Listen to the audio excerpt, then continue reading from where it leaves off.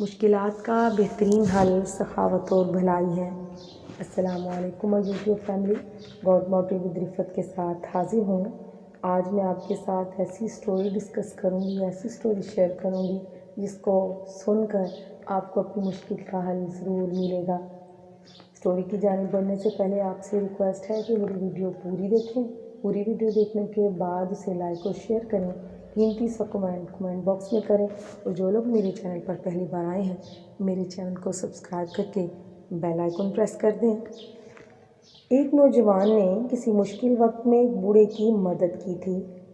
گردش زمانہ سے یہ نوجوان کسی سنگین جرم میں گرفتار ہو گیا اور اسے قتل کی سزا دے دی گئی۔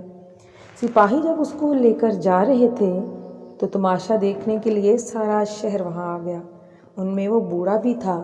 اپنے محسن کو اس حالت میں دیکھ کر اس کا دل زخمی ہو گیا اور وہ زور زور سے دہائی دینے لگا کہ اے لوگو، ہمارا نیک دل بادشاہ وفات پا گیا۔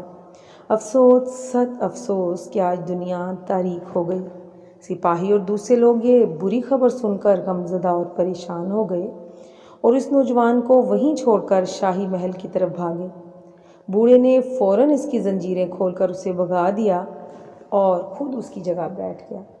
سپاہی محل میں پہنچے تو بادشاہ کو زندہ سلامت دیکھ کر کھسیانے ہو کر واپس آئے تو نوجوان کو کی جگہ بوڑھے کو پایا۔ سپاہی اسے گرفتار کر کے بادشاہ کے سامنے لے گئے اور سارا قصہ بیان کیا۔ بادشاہ نے غضبناک ہو کر پوچھا، اے بڈھے، تو نے میرے مرنے کی خبر کیوں اڑائی؟ آخر میں نے تیرا کیا بگاڑا تھا؟ بوڑھے نے ہاتھ باندھ کر عرض کی، جہاں پناہ، میرے جھوٹ بولنے سے آپ پر تو کوئی آنچ نہیں آئی، لیکن میرے محسن کی جان بچ گئی۔ فلاں وقت اس نے میری دستگیری کی تھی۔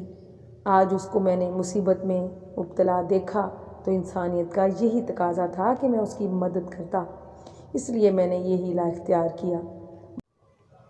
بادشاہ نے یہ قصہ سن کر نہ صرف بوڑھے کو انعامات دیے بلکہ اس نوجوان کی معافی کا حکم بھی دے دیا۔ نوجوان جو قید سے ادھر ادھر جان چھپاتا پھرتا تھا، اس نے معافی کی خوشخبری سنی اور کسی نے اس سے پوچھا کہ تیری جان کیسے بچ گئی؟ اس نے جواب دیا کہ ایک حقیر رقم میرے کام آ گئی جو میں نے کسی سائل کو ضرورت کے وقت دی تھی۔